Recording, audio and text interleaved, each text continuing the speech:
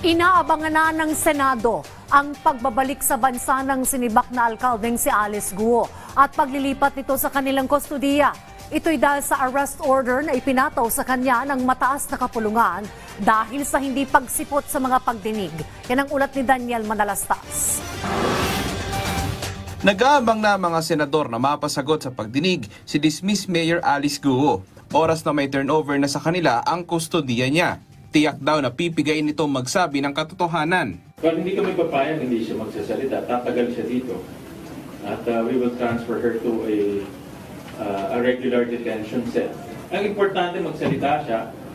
At importante rin na mayroong whole departure order bago siya pakawalan.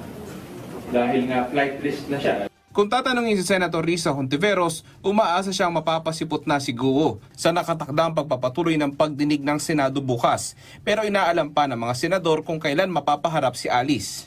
Kasi patunay itong pag-aresto sa kanya na hindi siya makakatakas talaga. Tumakas man siya nung una, nahuli pa rin siya at ibabalik dito. Kumbaga, she has nowhere else to go. At yung mga tumulong sa kanyang makatakas, hindi namin sila tatantanan. Wala na siyang choice no? Dead end na ito para sa kanya. Ito na yung dead end.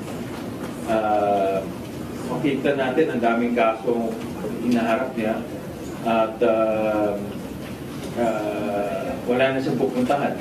Si Senate President Francis Escudero, inilatag naman ang senaryo oras na dumating na sa kanila si Guo. Ang detention center namin ay iisa lang, hindi naman marami. So malamang kasama niya yung kanyang kapatid o kapatid-kapatiran niya. Ayon sa Senate Sergeant at Arms, magiging katulad lang ang proseso na ginawa kay Alice sa hinarap na proseso noon ni Sheila Guo, kung saan daraan si Guo sa kustudiya ng Bureau of Immigration, ililipat sa National Bureau of Investigation at saka naman iti-turn over sa Senado. Sa ngayon, nakalatag na rin daw ang seguridad kay Guo.